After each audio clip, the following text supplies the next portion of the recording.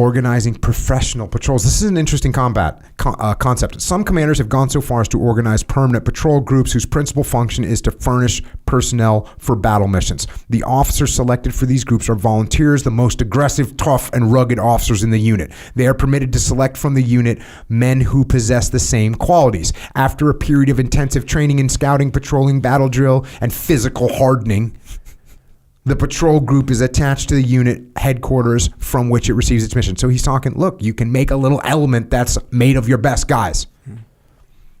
Fatigue and strain endured by battle patrols make it impracticable to assign them more than one major mission every 2 or 3 days. Upon completion of a mission, the men should be moved to a rear location, fed, rested, and prepared for the next.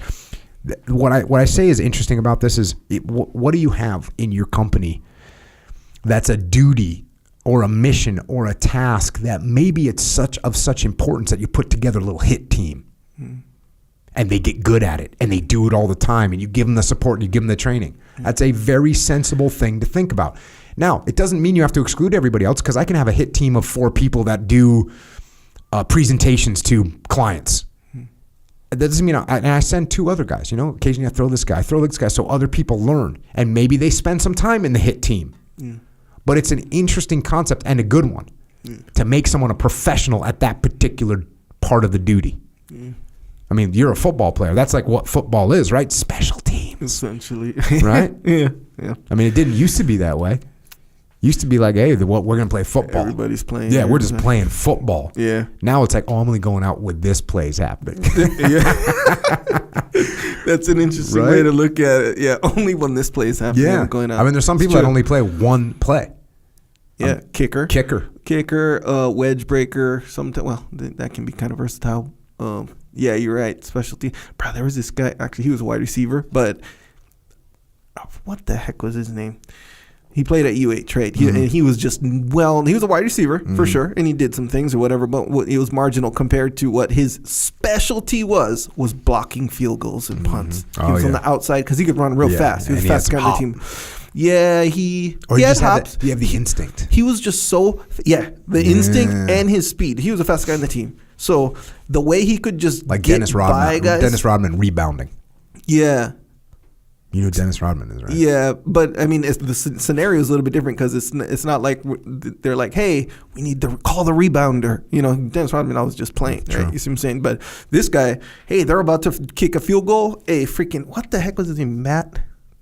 Oh, man, they're going to be mad at me for not remembering that. So this guy had good instincts to get that hand on the ball. Speed, instincts. You know what's weird about this is he must have been really good to actually be identified as that guy. Yep, he totally was. He was famous for that. So it was like the team was like kind of known for that. Like, hey, buckle up when we kick field goals or punts. Like, this guy's coming. So there was time they got to the point where they would stack that side wherever he was, which is dangerous to do because you open up the other side for other guys. But bro, it's that important. That's how good this specialized skill he had developed. There's something to be said about this concept and specializing and focusing on something. I was watching a thing about Wayne Gretzky, and when he was like, he would sit there and watch hockey games as a kid, and while he was watching the hockey game, he would trace the puck like with a pen on like a piece of paper. Like he'd draw a hockey rink, and then he would sit there and trace where the puck went, where to go the whole time. And then when the game was over, 3 periods later, he would look at where his marks were on this piece of paper and start to think, that's where the puck is. This is where the puck is most of the time. This is where I need to be. Yeah. And same with Dennis Rodman. He would know where different shooters on his team, what kind of spin they put on the ball, and he'd be able to assess where that ball was going to go. Where's the highest chance of that happening? That's what he focused on. Dang. So if you can do that with a team, and you can get a team focused on a particular item, they're going to excel at it. It's a good concept.